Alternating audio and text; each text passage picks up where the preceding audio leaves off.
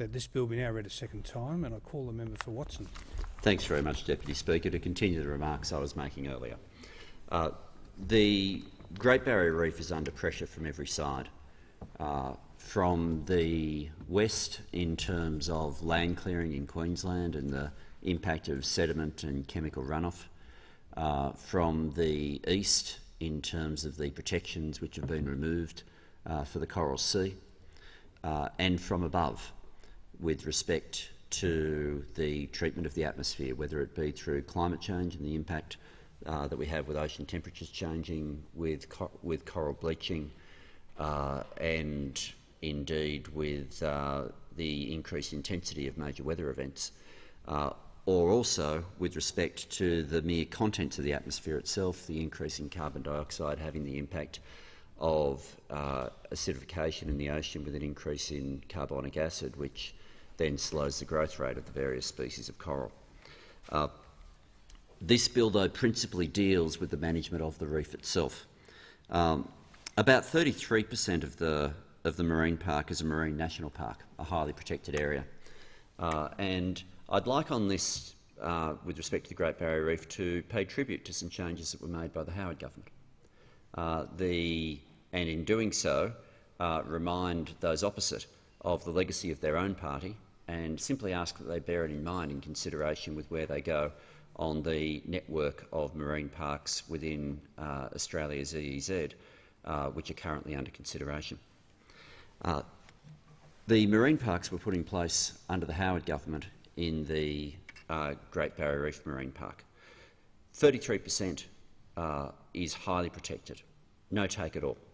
In terms of impact on recreational fishing, you are much more likely to be a recreational fisher who goes to the Great Barrier Reef than a recreational fisher who goes to the Coral Sea.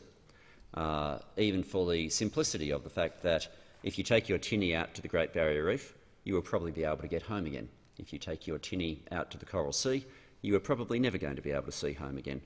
You'd need a much more substantial vessel if you're going to go that far out. For recreational fishing, the Great Barrier Reef Marine Park is the place where you're more likely to want to fish. And yet, put in place by the Howard government are significant no fishing zones, not simply commercial, recreational as well. And what has happened in those areas? Because some people, when they were put in place, argued that the Howard government shouldn't be doing it, that it was better simply to have a carefully managed fishery in the Great Barrier Reef. But the Howard government, to their credit, decided, no, we'll have some areas where you just can't fish at all. What's happened in those areas is scientific research for years now, specifically measuring the difference in size of coral trout species found within those so-called green zones, those no fishing zones, compared to immediately adjacent. The best evidence of the fact that they work is that the recreational fishers now try to get to the boundary because they know you'll get better fish in the areas where there's no fishing at all.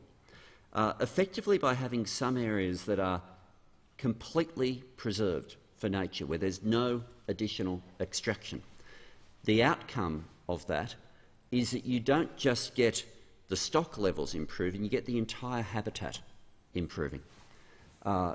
If those opposite believe that the Howard government did the right thing, and it's pretty hard to find an environmental argument that says they did it on this issue, then may I say, when we were in office, we did the right thing when we created the world's largest network of marine national parks as well.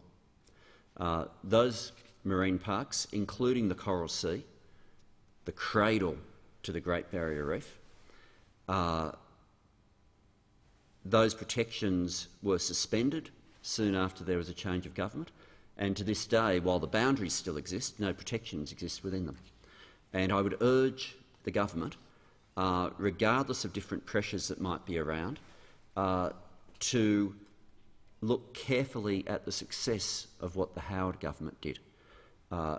There is an opportunity for this government to do the right thing, and if they go down the path they're currently heading with respect to ignoring the Howard legacy and deciding that they are largely against marine protected areas, then within the next 12 months we will see Australia become the nation which will have engaged in the largest removal of area under conservation of any government in history.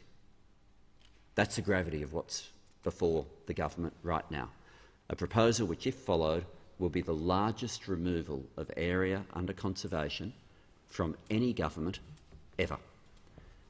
And so, while I would love to urge those opposite to take account of my legacy as a former Environment Minister, I reckon I've got a better chance simply asking for them to have a look at the Howard government legacy with respect to the Great Barrier Reef, because at the moment there is a proposal before them that would simply trash that sort of approach. The zoning's designed to keep the reef healthy, but the reef is under increasing pressure.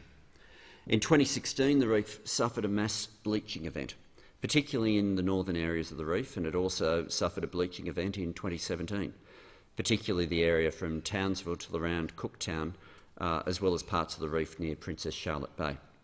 In 2017, Tropical Cyclone Debbie hit Queensland and added to the pressure to parts of the reef. To protect the reef, we need to work on land to stop pollution and sediment entering the reef, action on climate change, and protect the Coral Sea to the west.